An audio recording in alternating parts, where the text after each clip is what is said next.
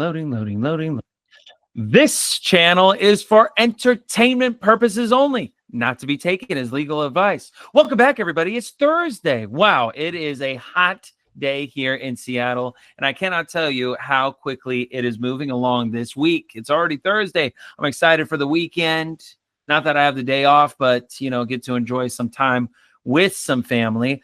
This weekend is a really important weekend for my family. My mother is retiring from being a registered nurse of over 45 years, something like that right now.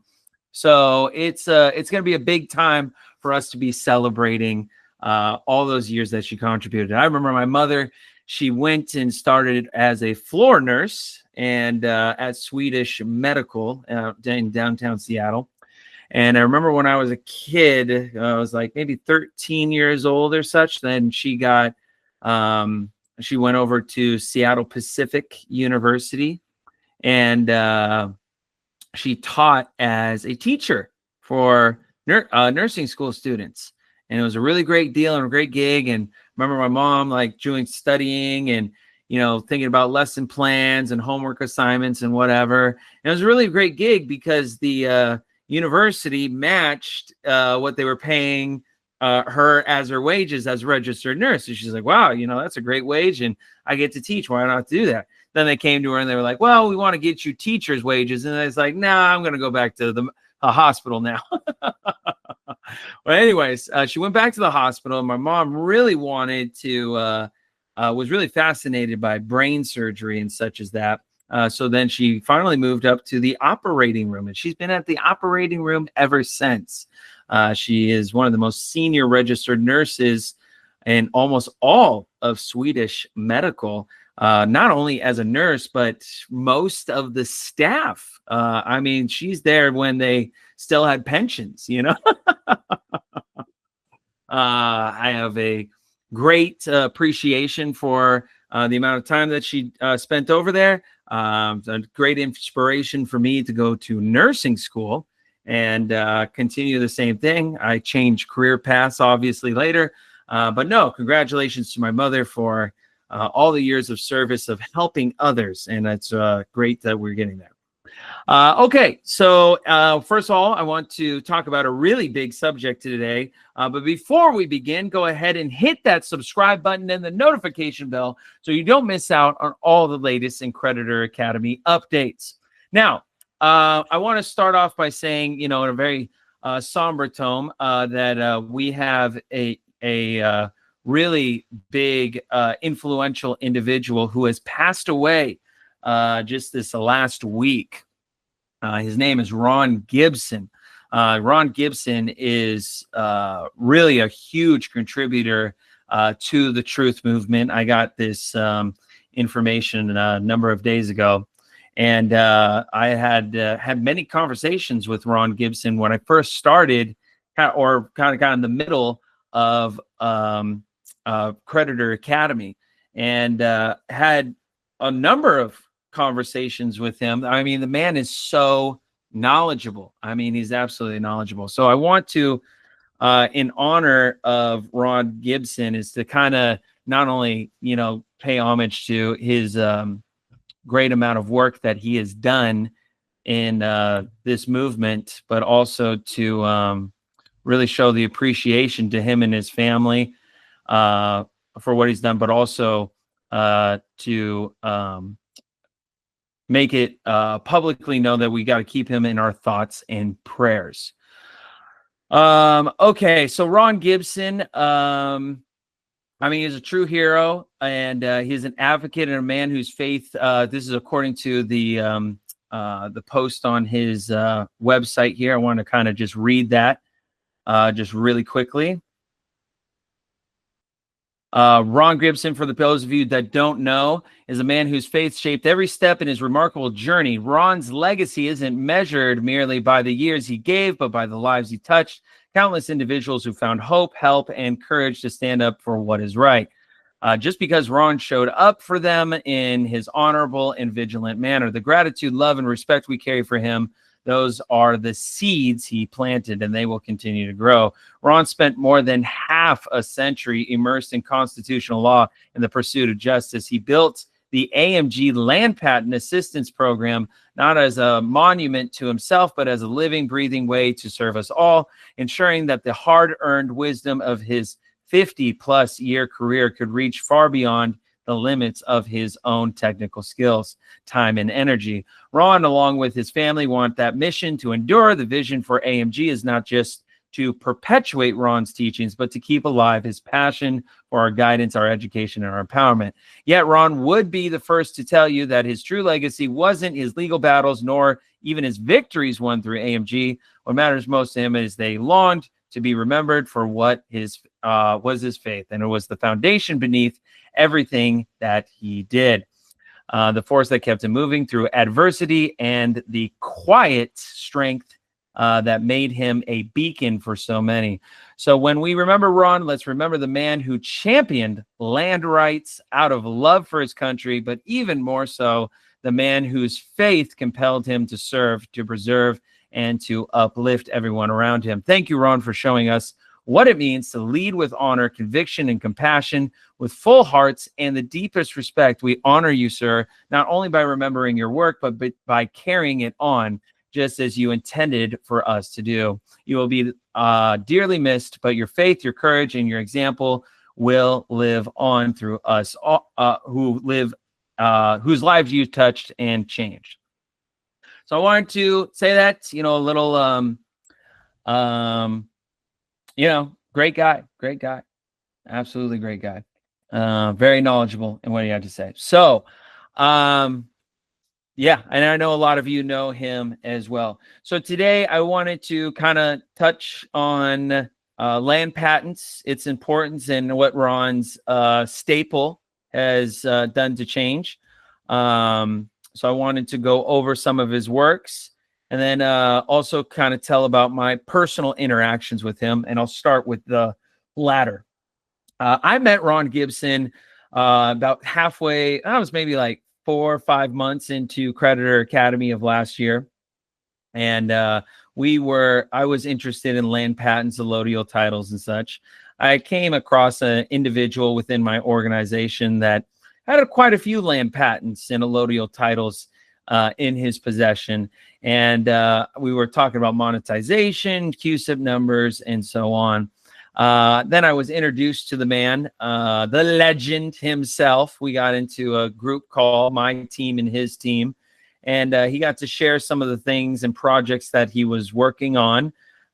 He was still discreet about what it is, particularly all those things were. But I want to tell that, not just about the subject matter of what we were trying to figure out together, but rather to really share my impression of Ron when I first met him.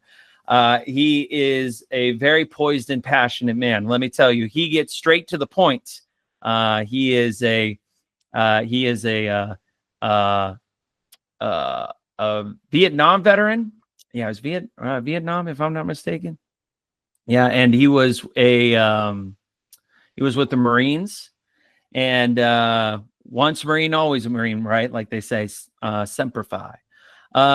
So he was strict, to the point, passionate, definitely a leader. I mean, his team was with him, and he had great leadership qualities. Much respect for the man. I've referred a number of clients over to him, and all of which had amazing response of how they appreciate his time and attention to helping them. I would say that Ron truly, from the many years that he's been doing this, he not only touched upon our generation, but also the generation of the advisors that were with me that were a part of my team. I mean, some of my advisors, they were in their mid-60s and like, yeah, I remember when I was in high school, Ron, and you came over here and da-da-da. And I'm like, wow, man, I remember telling him, you've been around for a while. And he was like, yeah, I've been here a little bit. I've been doing this for a while. I remember he was talking about passing on his legacy and stuff like that, and whatnot. And I remember in that meeting, they were some of the individuals. Again, I didn't participate in this conversation and whatnot. I knew Ron to a certain extent, but not on an extremely deep personal level, more of a professional one. But I remember he was talking about successors and stuff like that, who would take over. And I remember one of the people in the room said, yeah, I want to be a successor of you, Ron. I really want to pass on the torch. And I remember him saying this statement that I think would be really important to add here, is that he said, you know, whoever wants to pass on my message and help out others is a successor of mine. So whether someone takes over his organization or passes the torch on or not, he is here to say that, hey, my knowledge was for everybody. So that's really admirable of him to do. And I really believed in his cause. And yeah, it's helped out a lot of people. So what I want to do is I kind of want to share with you one of Ron's information from one of the books that he wrote that I really liked. I was like, wow, this is a great written book. I was like, you wrote a really great book. And I was like, yeah, it was really, it was very detailed. It was very detailed. So let me start with this. Here we go. You can find this book online. Someone posted PDF versions of it. And what you need to know about land patents. It's written, what you need to know about land patents. U.S. land patents are the supreme law of the land per the Constitution for the United States of America. Article 4, Section 2, or Article 6, Section 2, and Article 4, Chapters 3 and 2 by Ron Gibson. We're going to skip down to this. Hello, my name is Ron Gibson. Welcome to the world of land patents. The purpose of this book, and it's a second edition, is to help you to better understand what you need to know about land patents. My purpose in compiling the information contained within this book is to help the reader to better understand what a land patent is and the law relating to land patents. I not only want to provide the reader with some of the history and law regarding land patents, but I also want to provide the blueprint of how to bring your land patent forward. The information contained in this book is for informational purposes only and not to be taken as legal advice. Isn't that how I start all my YouTube? It's just for information purposes only, not to be taken as legal advice. Oh man, that's funny. I just realized that. In today's world, the subject of land patents has almost been lost, both with the public but also the courts, when in fact a land patents authority and jurisdiction are forever. It states forever on the patent. It is very important that you fully understand not only what a land patent is, but also how to defend it and why.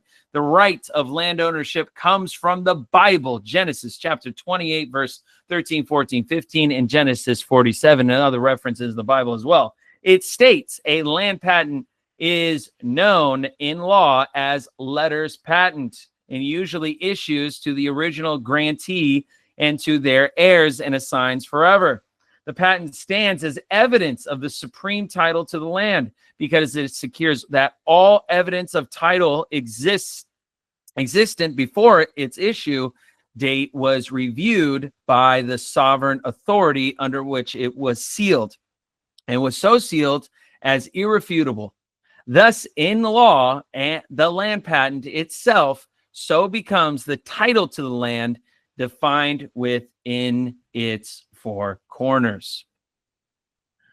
There's a quote that the following is referenced from the Commissioner of General Land Office, book page 2829 in 1870. It states, the individual title derived from the government involves the entire transfer of the ownership of the soil and water. It is purely allodial with all the incidents pertaining to that title as substantial as in the infancy of Teutonic civilization. Following the wake of this fundamental reform in our state, land laws are several others which constitute appropriate Corollary. The statute of uses was never adopted in the public land states, and hence the complex distinction between uses and trusts has never embarrassed our jurisprudence. Wow, wow, wow. Very powerful. Okay. I'm going to read just a little bit, and then we'll get into some higher level stuff. But you may be asking yourself the question, what is a land patent? A land patent is the conclusive evidence of the right, title, and interest in a particular tract of land granted to a private party by and from the United States government. In addition to granting of that land to the grantee, he also receives all of the authority and jurisdiction relating to that land. This is what's called a true title. Note, the land disposal patent authority and jurisdictions comes by way of treaty law.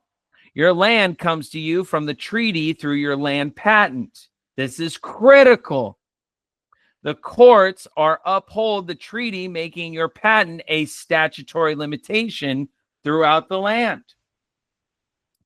When a land patent is issued by the United States government to the grantee, that land patent stands forever.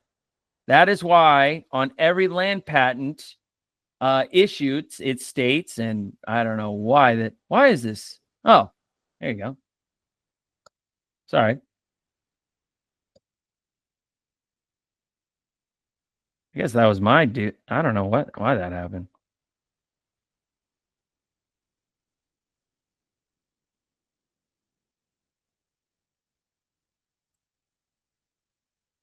Okay. When a land patent is issued by the United States government to the grantee, that land patent stands forever.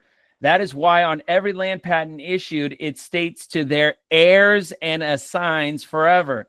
The American people, newly established sovereigns in this republic after the victory achieved during the Revolutionary War, became complete owners in their land, beholden to no lord or superior. Sovereign freeholders in the land themselves. These freeholders in the original 13 states now held the lodial title to the land they possessed. This new and more powerful title protected the sovereigns from unwarranted intrusions or attempted taking of their land. And more importantly, it secured in them a right to own land absolute in perpetuity. By definition, the word perpetuity means continuing forever. Now, there's different types of land patents. There's 11 types of them. We'll kind of outline what the important ones to focus on. Let me see.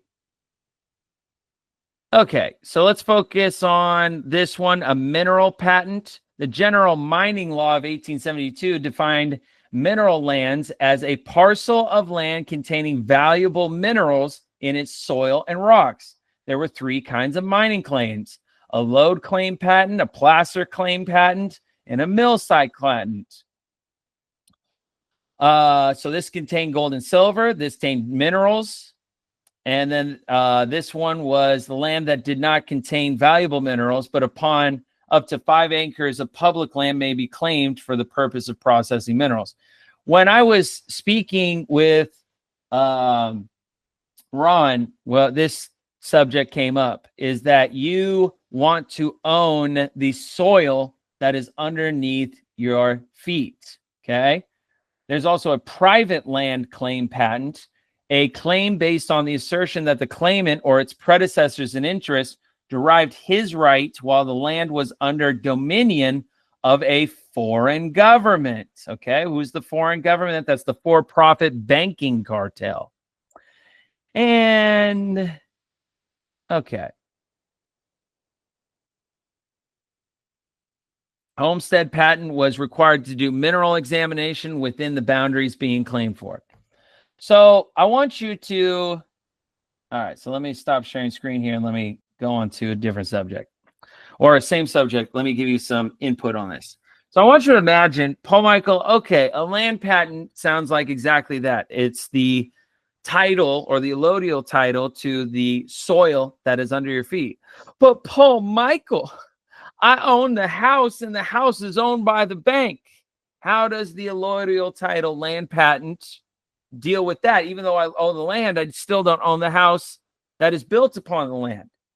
Two arguments could be taken from that. One, they're virtually this. They're one and the same, which is to say that you can make a claim that, hey, you have a contract that you paid for the house in full, and that the IRS doesn't own the property because you paid it outright, and you don't owe. You have the complete title that was sent to you by the bank, so now you own the land and you own the house that sits on the land. Okay, so there's one scenario.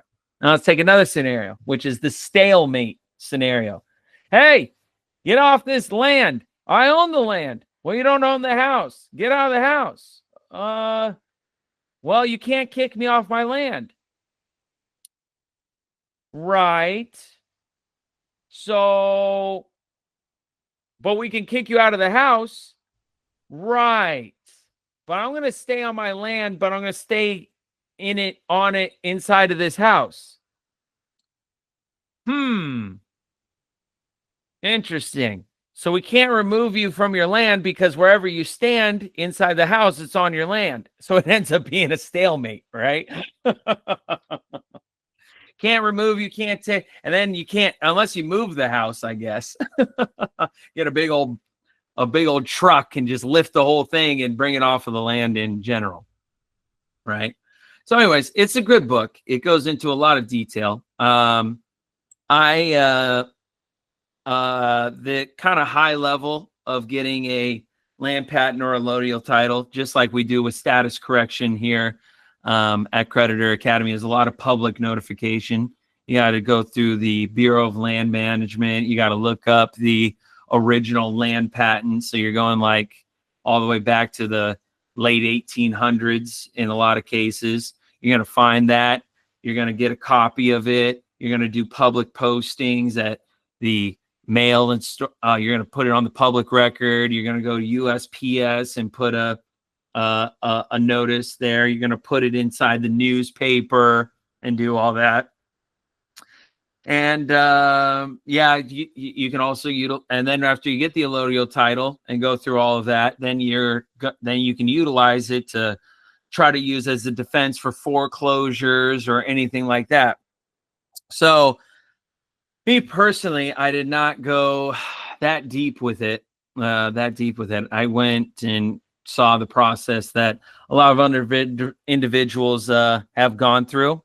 I may do an allodial title or land patent in the future. I just hadn't done it currently, but it does have a lot of benefits to it, especially when we're talking about your constitutional right to land ownership. I mean, that is your most basic private right. If you don't own your land or property, are you really free? So it really begs the question on the level of importance that these land patents play. Now, let's go ahead. Now that once again, thank you, Ron, for all of your time and efforts into this movement. You'll be greatly remembered. I appreciate your patronage, man. And say hello to the good Lord for me, you know? So put in a good word if you could as well. Yeah, I'll continue my research of land patents and, it'll be exciting there. If you guys want to get access to this PDF, you can go online. You know, people have posted it up. I won't personally be posting it, but I know that it's out there if you wanted to find it and you really wanted to read the rest of what he was talking about. With that being said, I want to also go into now the next topic of conversation, which is what we're doing here at Creditor Academy. Oh, I'm super excited about the transition. I'm trying to notify people as much as possible. We're doing a transition over on our platform right now, which is an exciting one. That means more courses, more access to material, templates, downloads, instructionals, videos, gamification, and so much more on the Creditor Academy platform. For the last 6 months, I've been developing our own custom platform. Here at Creditor Academy, half of the staff is dedicated to course development that is specifically Creditor Academy. And then I have my sister company, which is known as Athena. Athena. Oh, it's my custom software that we've been developing. I have experience in my previous organizations, besides just websites and or normal software development, stuff like that, to actually build very robust programs.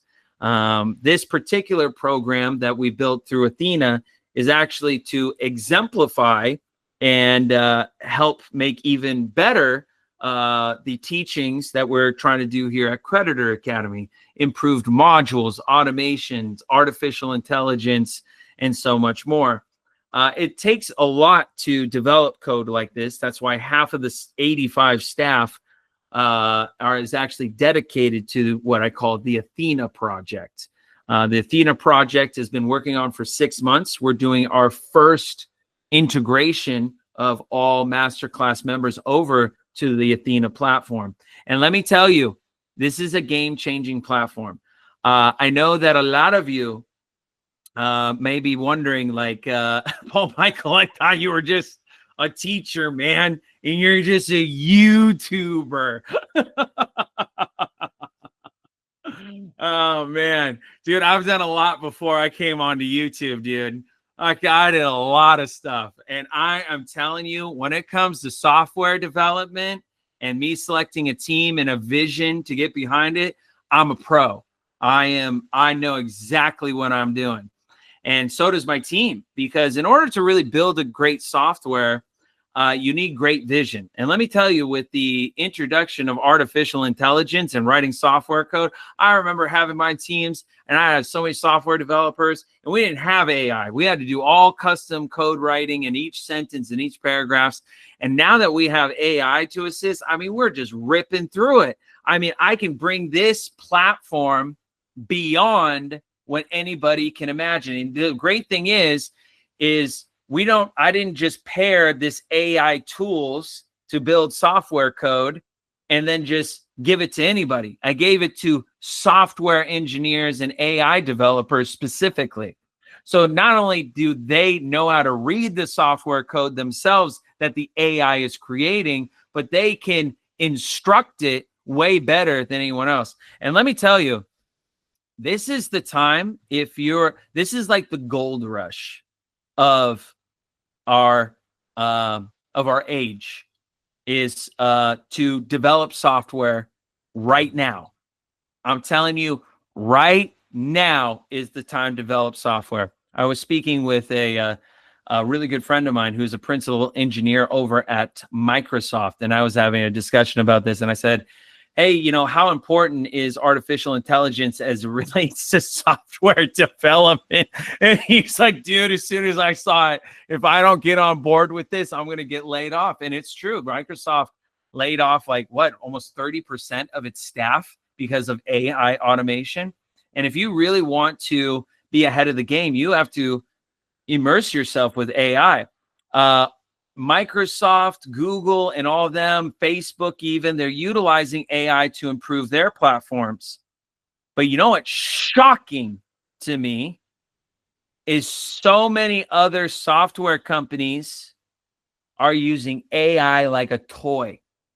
They're just saying, oh, I'll just connect it to ChatGPT, or I'll connect it with Gemini or Claude or something like that. And whoa, cool, it can write things, whatever. They're just basically taking the API and attaching it to their website to create a really small chat bot or something on their on their platform. Let me tell you, you can do so much more with AI. It'll blow your mind. And the graduates that I'm hiring from these universities that are graduating with machine learning, they went into school in 2021 when their universities started teaching about AI. Now they're graduating in 2025. And for the last 4 years, they've been taught nothing but AI machine learning. So the way that these new student graduates think is on a totally different level. It's a totally different level. So I'm getting into the game. I see the huge advantage if you have a really good vision and you select the right industry to get into software development and put a team together. And I'm here to tell you, my software system rocks. It is by far, for what it is that I've intended it to build out to be, going to be the best of the best. I'll be able to compete with some major companies. I wouldn't be shocked if we're bought out in 6 months because of how innovative this is. And you need a vision. You need a vision. And the vision of Creditor Academy in making it the best top tier sovereignty and operate in the private, everything that you need to go private, that was my agenda. And I chose education as my focal point. I said, how do I make the best educational platform? And I started with instructional designers. I started with subject matter experts. I got the best PhD reference material in the market. I had advisors come in to put these courses together. I used a whole team of copywriters to make all custom directives. We modeled it after the Montessori method to do this. So, and after we developed all of this, the only thing I needed to say was, how do we now control the software? Because this is great. We put all this together, but the software is so important on how it communicates the educational platform to you.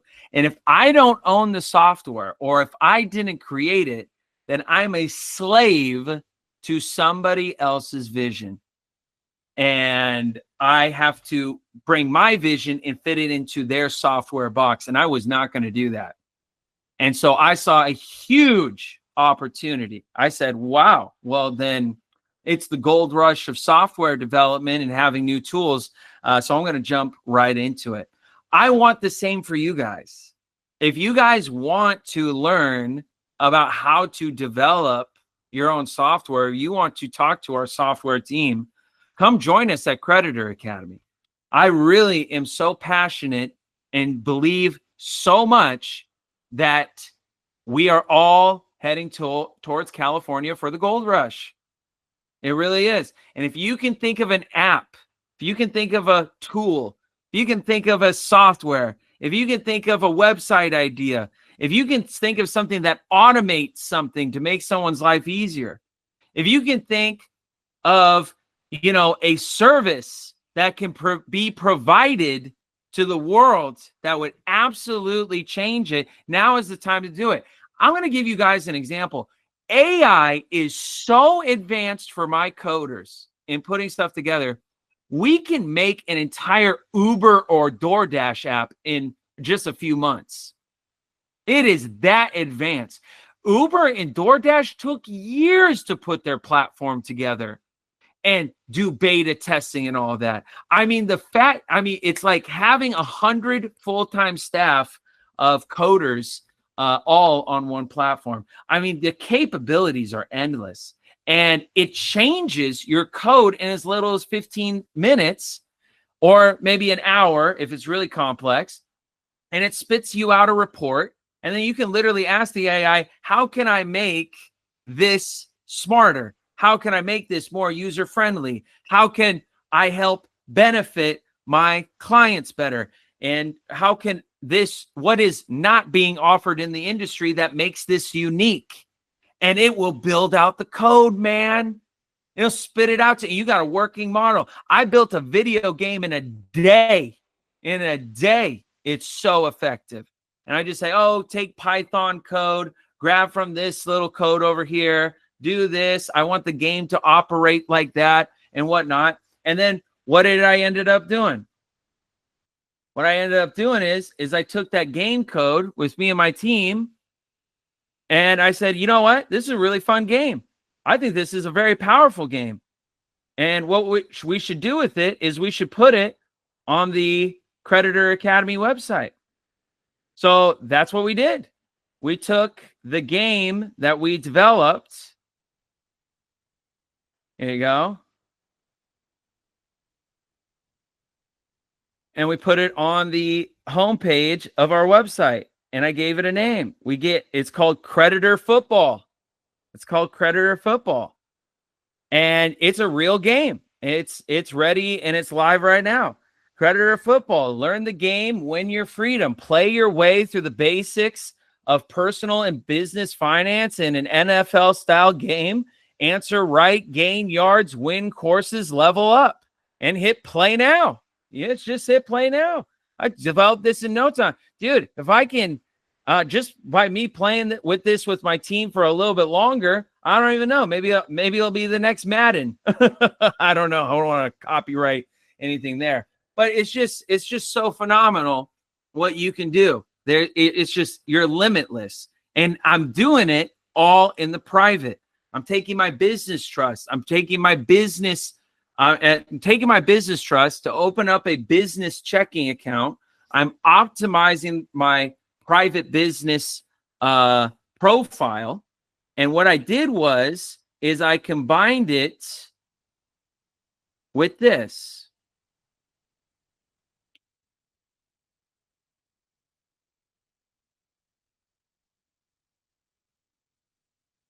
I combined it with the private merchant and processing.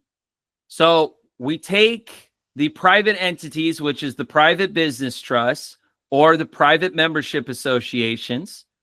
We get real estate property or personal property of any type, like cars, automobiles, or whatnot, or boats, and we protect the assets. Then we take those private entities and we built the private business credit. So we use our unincorporated business trust to access high limit credit cards with no personal guarantee, set up a strong reporting trade lines, and then we get access to airports, lounges, luxury hotels, and vacations. And then the bank writes you $200,000 in business funding. And then I said, okay, I might have this and my private entities, and now I got all this, but how am I going to do transactions? And that's where the private merchant and processing comes in. It's the foundation of private commerce on how you take control and get paid. So we go over what it means for merchant processing 101. You need to know how the system's trying to shut you down. You need to know how to accept payments privately. You need to bypass these mainstream merchants, which are Stripe, PayPal, etc. You need to avoid these freezes, chargebacks, account terminations, and so much. And you also need technology and software that supports this as well. So when I start powering all of this on the Athena platform that I developed, Athena now, with how I set it up, is going to not only teach you how to do all of these steps and set you up to be in the private, but it's also going to strategize with you on how to get you your remedy. And how you get your remedy is really dependent on your situation. You need to take all the teachings of the academy, needs to be uploaded into an AI, which we're already doing that. And now you just need to add your personal situation. It might be letters. It might be notices. It might be anything like that. And what we'll do is take the teachings of the academy, and the AI prompt will spit out suggestions on how to manage it. So no, it's going to be really powerful. If you want to join us in what we're doing here at Creditor Academy, now is the time to do it. Now is the time to do it. And how you can join us at Creditor Academy and set up your future and your life is by going to our homepage, www.creditoracademy.com. Click on the homepage of our website, and you will see what's called our masterclass membership. Once you go into our masterclass, you're going to get everything that you need to go private. We give you the private business trust template. We show you how to utilize it. We get you the private merchant processing setup. We get you access to Creditor Football. We also get you your foundation to start building your private business credit trade lines and so much more. We also have live classes. We have special offers and everything like that. It's everything that you need to be sovereign. And what does sovereignty mean? Sovereignty means to be independent, to be independent. And independence means to be private. Private, according to our founding fathers, is the right to be left alone. You need to be left alone in your private affairs, free of any government or statutory encumbrances, to live your dream, which the American dream is what? For life, liberty, and the pursuit of happiness, right? That's true freedom right there. And we want to provide that to everybody here at the Academy. I want to thank you all for listening to me today on this featured presentation. Once again, Ron Gibson, thank you for your dedication and time to this movement. You will not be forgotten. And we want to expand upon your teachings here at Creditor Academy out of respect and admiration for your hard work. And we also thoughts and prayers out to your family. For all of you that are viewing us on YouTube, hit that subscribe and the notification bell and follow us on all of our social media channels and join Masterclass today. And I'd be so happy to see you. Oh, it'd be amazing. Amazing. Until next time, everybody, take care of yourselves and your loved ones.